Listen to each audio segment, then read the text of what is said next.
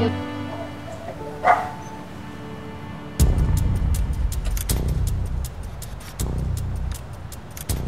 ba? Lumayo-layo ka nga sa akin, lalo kung nagmumukhang suspicious sa ginagawa mo eh. Hindi, wow. Ano sabi mo? Dito lang ako.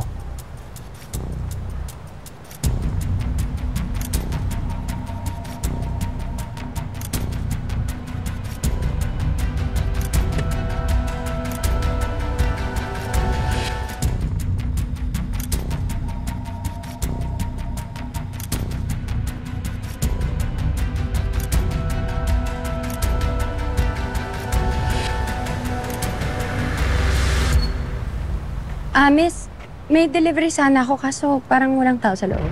Umalis na sila dyan. Sa iba na daw magpapasko. Saan daw sila pupunta? Ang sabi nung yaya, mag-a-upload na daw yung amo niya sa January. Kaya baka nalimutan na siguro yung package. Sige, una na ako. Salamat.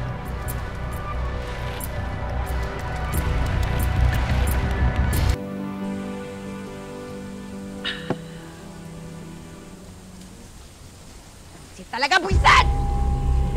Hoy! Paskong Pasko! Ano ba? Ba't di ka magsaya? Paano ako magsasaya? Nag-aaksaya tayo ng oras dito. Ang sabi mo sa akin, di ba tutulungan mo ako makuha yung anak ko? Saan naman tayo magsisimula? Eh, hindi mo nga alam kung nasan sila ngayon eh. Baka sign na yan na mag-move on ka na. Kasi magkasama na sina Jordan at Christy. Oh, hayop na pang babae. Kailan? Hoy! Tumigil nga kayo! May naisip na akong paraan para malaman natin kung saan nagdulungga yung Jordan na yan. Ano? Simple lang, si Leon.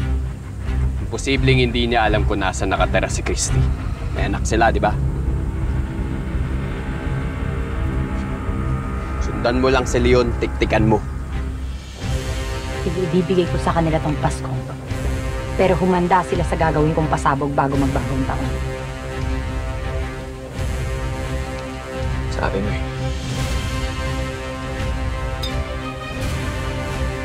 Masaya ka muna. Tuloy, tuloy, tuloy!